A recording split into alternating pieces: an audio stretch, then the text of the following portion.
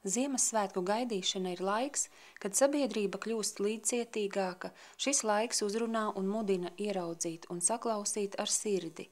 Lai vērstu uzmanību arī uz cilvēku ar invaliditāti ikdienu, Madonas invalīdu atbalsta grupa devās pastaigā pa pilsētas ielām, iestādēm, veikaliem kopā ar Sergeju, vīrieti, kura ikdiena paiet ratiņkrēslā. Šī ierosme nāca no apvienības Mēs saviem bērniem.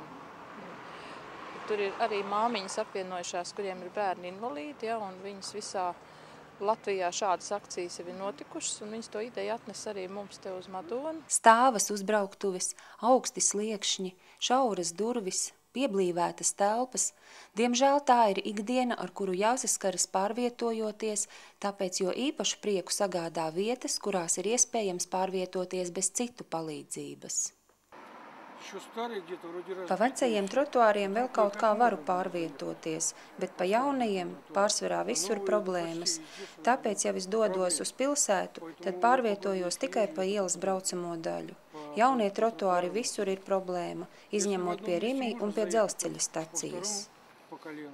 Nododot eksploatācijā jaunos būvobjektus, pieņemšanas komisija vērtē arī vides pieejamību, un Madonas pilsētas būvvaldes vadītājs uzskata, ka noteikumi tiek ievēroti. Tātad visos objektos, kas dotajā momentā tiek nodot vai pie kuriem tiek strādāts, tiek prasīta šīs te pieejamība invalīdiem, un viņa tiek arī ievērota. Problēma ir iekš tam, ka trotuāri būvēti nākotnē, bet ielu līmenis ir palicis vecais. Tad, kad ielas tiks rekonstruētas, tad arī ielu līmenis tiks pacelts.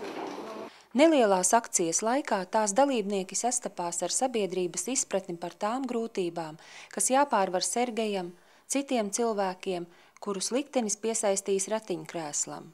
Kā labas sapratnes zīmi Sergejs pasniedza trauslus eņģelīšus, kas atgādina, cik trausla ir arī cilvēka veselība.